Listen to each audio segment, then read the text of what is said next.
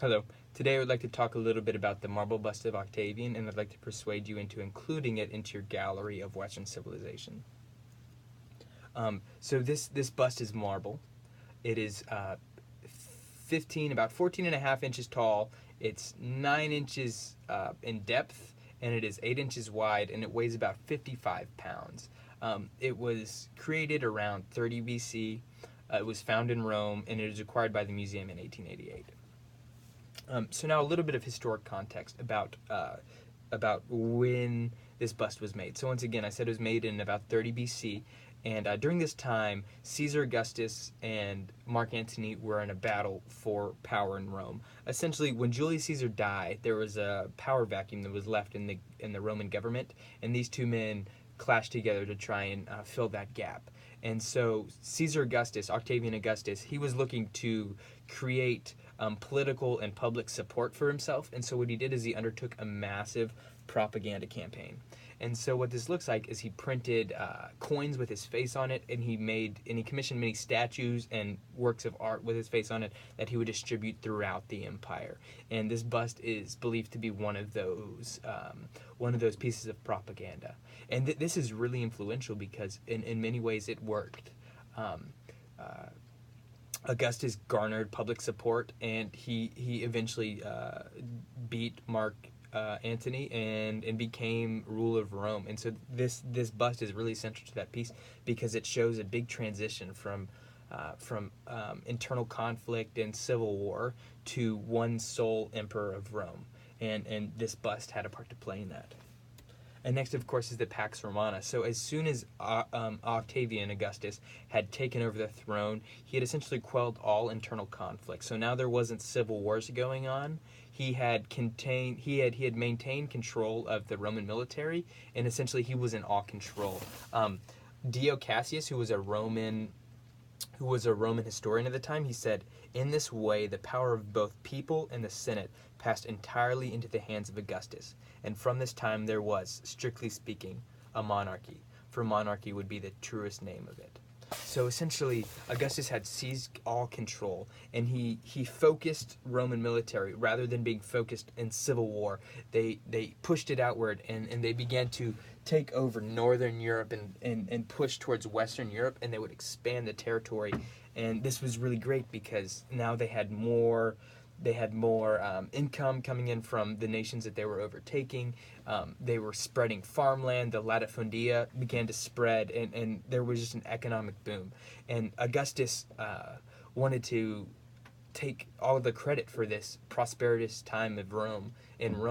And so what he did once again is he used his image, and he spread it wide throughout the empire, in order to express, that Rome is strong, and I am strong, and I have created Rome to be strong. And so this bust is very much a symbol of that. It's a symbol of the power of Rome.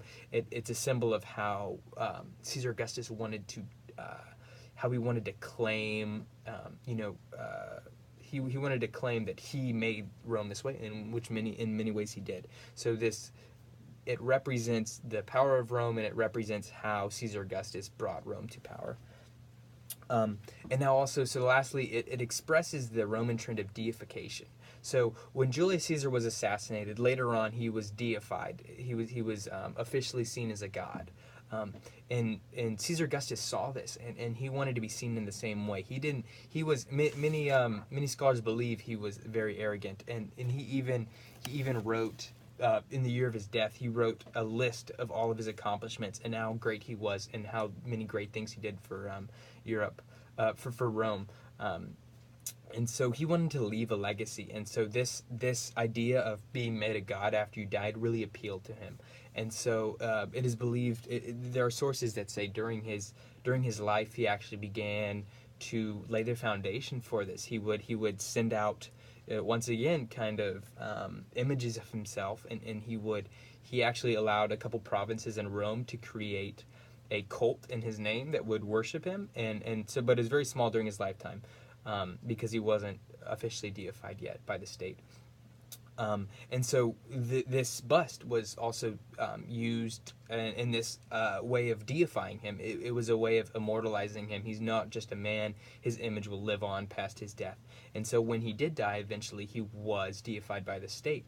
And so this artifact now became, it stopped being just an artifact and it became a holy relic. It became something that people would worship, and that they would look at that and they'd say, that's actually, it's a picture of a god. It's not just our emperor.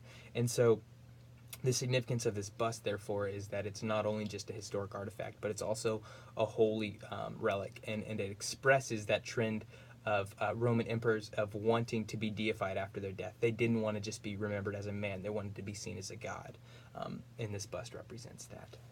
And so once again, so the three main reasons why this is essential to Western civilization is because it introduces the art of political propaganda, which is still in use today in many ways.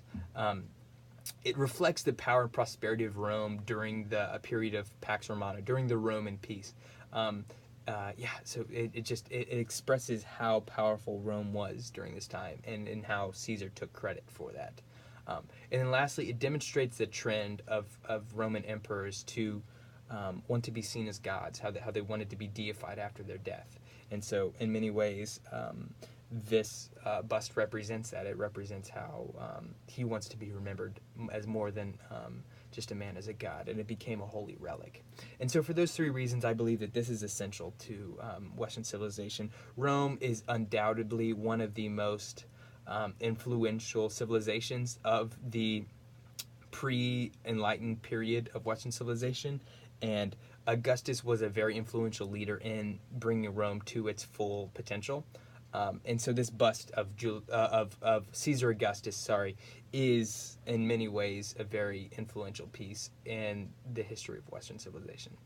So I'd please like you to include it in your gallery for Western civilization. Thank you.